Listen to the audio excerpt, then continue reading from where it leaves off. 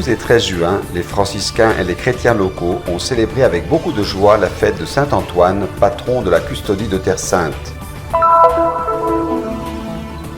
L'exposition photographique tirée d'un reportage photo publié en France révèle les aspects quotidiens et insolites des frères de la custodie à Jérusalem.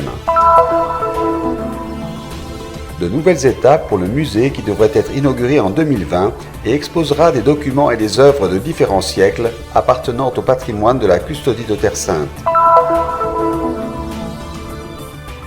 Ils sont moins de 23 000 personnes et ont une histoire et une identité unique et ancienne. Nous sommes allés à la rencontre des Druzes qui peuplent le Golan à la frontière avec la Syrie. La Bible atteste que nombreux sont les fruits que la terre promise produit en abondance. Frère Frédéric Mans nous présente leur symbolisme.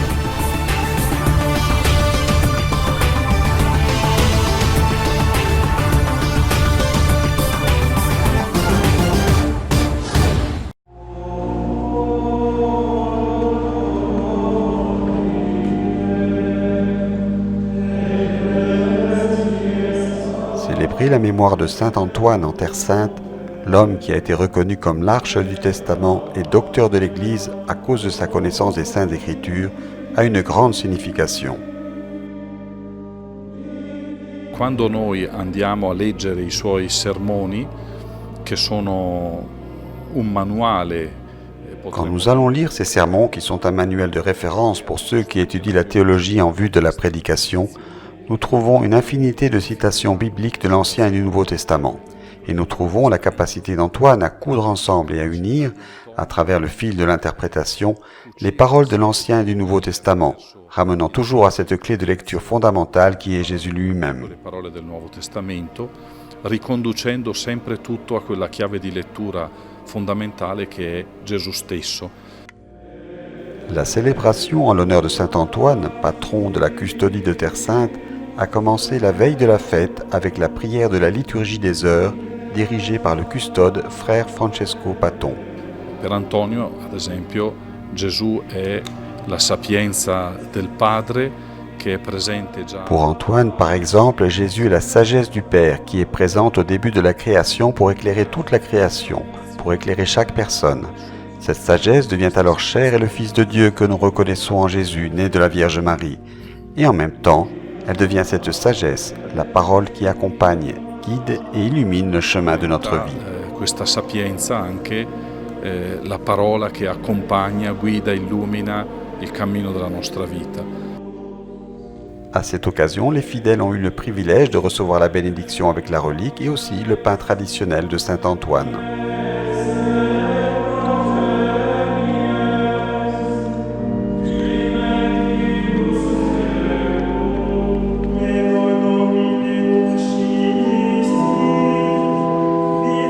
Le jour de la fête, le custode de Terre Sainte a célébré une messe solennelle.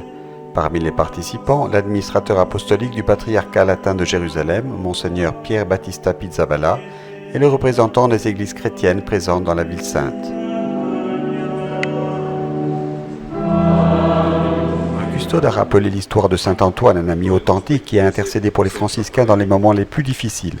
Même ces derniers temps, continua-t-il, les frères qui sont en Syrie témoignent de sa protection au milieu de la guerre. Frère Francesco a également dit qu'Antonio ne cherchait pas le succès ou le prestige ici-bas, mais voulait au contraire s'identifier au mystère de l'humilité de Jésus-Christ, le grand amour de sa vie.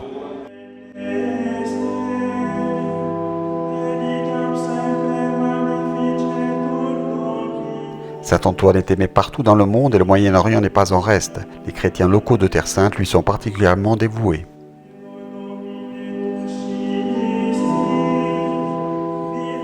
Ces enfants, habillés comme le saint, ont même reçu une bénédiction spéciale.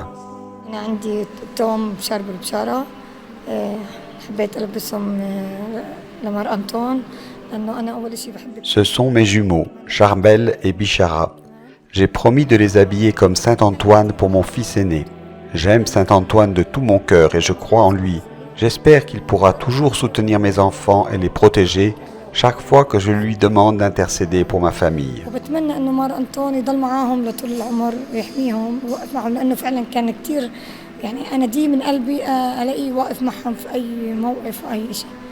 وبتمنى يحمينا ويسر مسيح يضل معنا على طول.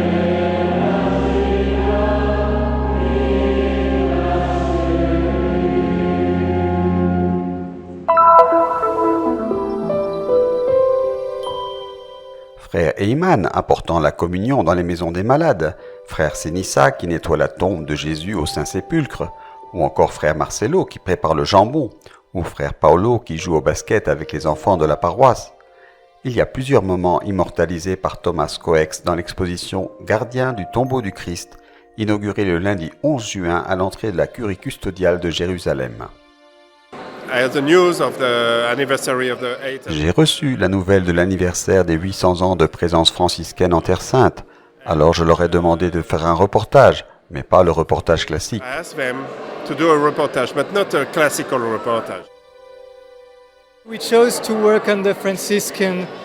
Nous avons décidé de travailler avec les franciscains ici à Jérusalem parce que nous sommes tous les deux fascinés et très liés à la vieille ville. Et nous avons pensé que, vu leur histoire, leur longue présence ici et l'importance de leur rôle dans la ville, il était intéressant de connaître leur communauté. L'exposition, réalisée en partenariat entre l'Office du patrimoine culturel de la Custodie et l'AFP, l'agence France Presse, présente quelques-uns des clichés publiés dans le magazine Le Figaro. Le spécial de 8 pages est le résultat de 2 mois de cohabitation entre les frères de Jérusalem, le correspondant du journal et le photographe lauréat du World Press Photo en 2001.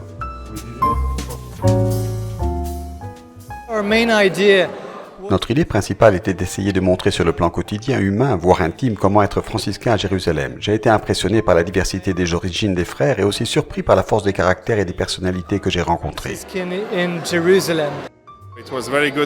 C'était beau d'assister non seulement aux prières ou aux processions et à tout ce que le public peut voir, mais à tout le reste, comme leurs activités sociales, qui sont si nombreuses.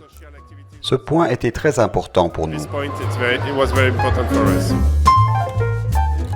Ils sont entrés dans nos vies d'une manière amicale et respectueuse, a souligné le père Custode dans ses remerciements au début de la présentation, en présence des consuls généraux de France et d'Espagne et de Monseigneur Boulos Marcuzzo.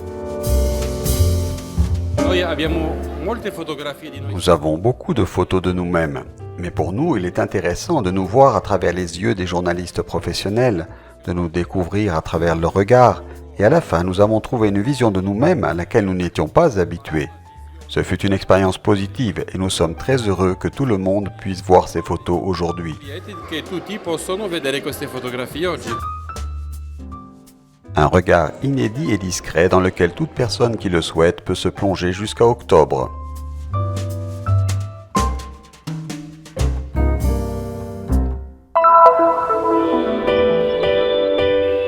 Préserver les lieux saints et surtout la foi et la tradition chrétienne dans la terre où Jésus est né, a vécu, est mort et ressuscité. Une mission de la Custodie de Terre Sainte qui va acquérir encore plus de force avec l'inauguration de la section historique du musée de la Terre Sainte. La collection réunira les objets liturgiques et artistiques ainsi que des documents historiques de différents siècles. Le projet est confié à une commission impliquant la Custodie et des experts du monde entier. Le comité scientifique est présidé par Béatrix Saul, directeur général honoraire du château de Versailles, et dirigé par frère Stéphane Milovic, directeur du patrimoine culturel de la Custodie de Terre Sainte, et frère Eugenio Aliata, directeur de la section multimédia et archéologique du musée de la Terre Sainte. Nous ne montrons pas l'art pour l'art, mais le musée, le Terra Sancta Museum, a pour objectif de montrer la présence chrétienne à Jérusalem durant 2 millénaires. Et cela se fait en divers endroits, au musée de la Flagellation, à travers les résultats des fouilles archéologiques qui ont été menées par les franciscains durant 8 siècles, à travers le multimédia déjà ouvert sur la Via Dolorosa et sur cette section historique du musée de Santa Museum. Le 6 juin, l'avant-projet a été présenté par le comité scientifique de la Custodie de Terre Sainte. On estime que l'inauguration aura lieu en 2020 au couvent du Saint-Sauveur à Jérusalem, sur une superficie d'environ 1000 mètres carrés, 2500 au total avec les 3 sections. nous aurons affaire à un musée qui aura une dimension internationale par la qualité des œuvres qui seront montrées, qui sont pour la plupart des œuvres uniques au monde. C'est ce que nous avons pu constater lors de la présentation de certaines de ces œuvres au château de Versailles en 2013.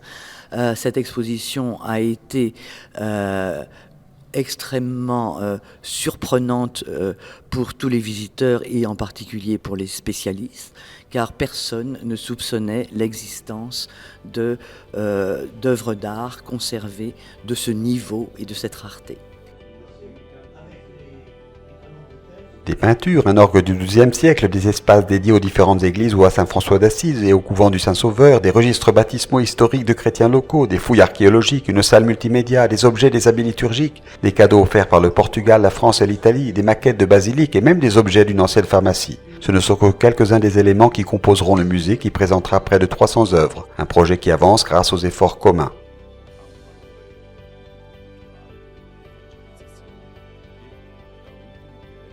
Donc c'est un dialogue qui s'instaure entre des historiens d'art, des historiens de la terre de Jérusalem, des historiens de la Palestine, des historiens de toutes les communautés religieuses qui sont ici. Et donc c'est un dialogue et c'est une rencontre extrêmement riche. Avec ses 20 salles, le musée servira à protéger le patrimoine historique, artistique et surtout de foi de la Terre Sainte.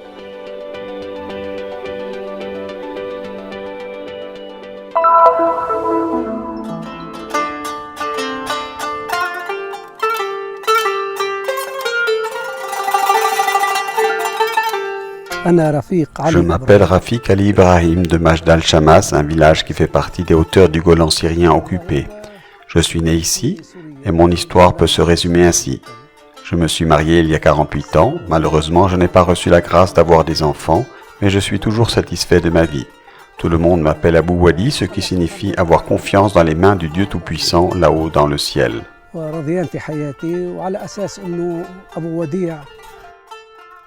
Moustaches et sourcils épais blanchis par le temps. Le voile traditionnel encadre un visage marqué par les années, mais toujours éclairé par un sourire qui semble vouloir illustrer l'accueil proverbial et la générosité qui caractérisent les gens à qui Abou Wadi appartient, celui des Druzes qui peuplent les hauteurs du Golan, à la frontière entre Israël et la Syrie. Nous sommes célèbres pour nos anciennes traditions de grande valeur et nous en sommes fiers. Nous vivons ensemble en collaboration. Nous partageons tout dans toutes les situations, à la fois en période de joie et de tristesse. En cas de mariage, tous les villageois arrivent pour partager la joie de la famille. Nous sommes unis. En fait, nous n'avons pas d'autre choix que d'être ensemble en toutes circonstances. Comme beaucoup de ses compatriotes, Abou Wadi vit des arbres fruitiers, en particulier des cerisiers et des pommiers. Le pastoralisme et l'agriculture sont les deux principales sources de subsistance des Druzes du Golan, aujourd'hui divisés en 5 petits villages pour un total d'environ 23 000 personnes. Le centre principal est Majd al-Shams, conquis comme les autres par Israël dans la guerre des 6 jours de 1967 et unilatéralement annexé en 1981. Contrairement aux quelques 100 000 Druzes vivant en Galilée, la majorité des habitants du Golan ont depuis rejeté la citoyenneté israélienne et donc l'enrôlement dans l'armée nationale, se limitant à avoir une résidence permanente.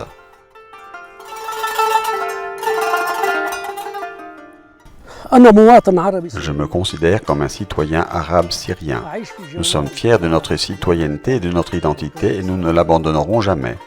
Notre identité se lit comme suit, citoyen arabe syrien, indépendamment de notre confession.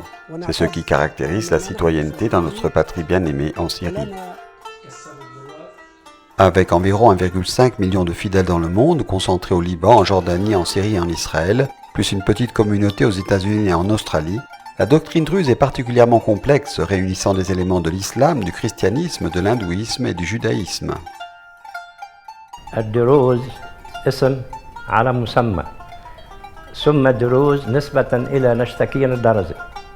Les Druzes tirent leur nom de Nashtakin Darazi, un prédicateur du XIe siècle. À la fin, il a été déclaré hérétique, mais le mot est resté. Nous sommes arabes, syriens et mouahidoun, unitaires. Pendant que Wadi sirote un café devant la maison en compagnie de sa femme, ils entendent au loin les coups de feu provenant des montagnes syriennes, au-delà d'une frontière marquée seulement par une barrière de barbelés. Une barrière qui montre toute la complexité d'une terre blessée.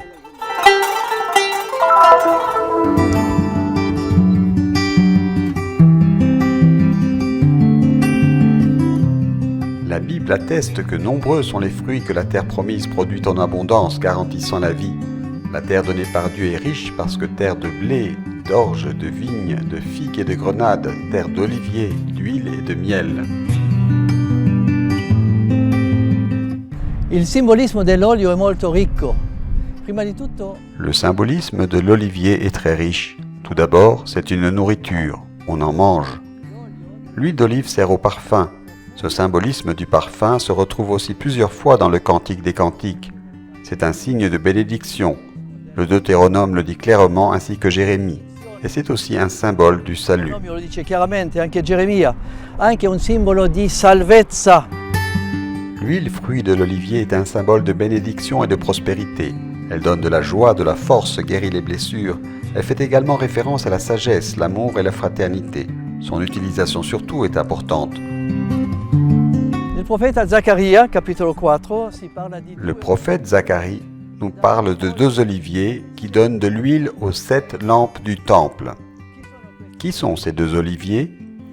Le premier est le roi et le second est le prêtre qui doit illuminer, apporter la lumière au peuple. Loin par excellence est le Messie qui s'appelle précisément loin du Seigneur. il Messia che viene chiamato proprio l'unto del Signore. La grenade, d'autre part, est mentionnée dans la Bible pour la première fois quand Moïse envoie 2 espions au pays de Canaan. Symbole de fertilité et de beauté, elle est également mentionnée à plusieurs reprises dans le Cantique des Cantiques, où le marié est comparé à la grenade. Il sommo sacerdote portava un mantello blu e in basso c'erano 70 piccole campanelle. Le grand prêtre portait un manteau bleu, avec en bas 70 petites cloches. Et à chaque cloche, il y avait une petite grenade. Et même sur les 2 colonnes du temple de Salomon, les chapiteaux avaient la forme de grenades, d'après le premier livre des rois au chapitre 7. Nous savons que dans le judaïsme, la grenade est un symbole d'honnêteté. Elle a 613 graines, ce qui correspond exactement au nombre des préceptes du judaïsme.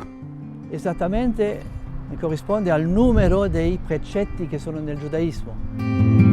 La vigne, d'autre part, selon la tradition rabbinique, vient de Noé après le déluge. Elle était considérée comme l'arbre de la vie qui était au paradis. La vigna di nuovo è un simbolo. La vigne est un symbole messianique. Les textes disent que quand le Messie arrivera, il y aura du vin en abondance. Souvenez-vous du miracle de Cana. Il miracolo di Cana. Tout symbole d'une terre, la terre promise. Tutti gli elementi che abbiamo detto Tous les éléments sont un symbole de mort et de résurrection. L'olivier doit être écrasé pour avoir de l'huile, une énorme pierre qui l'écrase. La grenade doit être broyée pour libérer le jus. Les raisins doivent être pressés et la figue doit être ouverte, écrasée. Avant de servir le vin, l'huile, ils doivent être écrasés, détruits, humiliés pour être exaltés sur la table des rois. bisogna proprio che siano schiacciati, distrutti, umiliati per essere esaltati dopo sulla tavola dei re.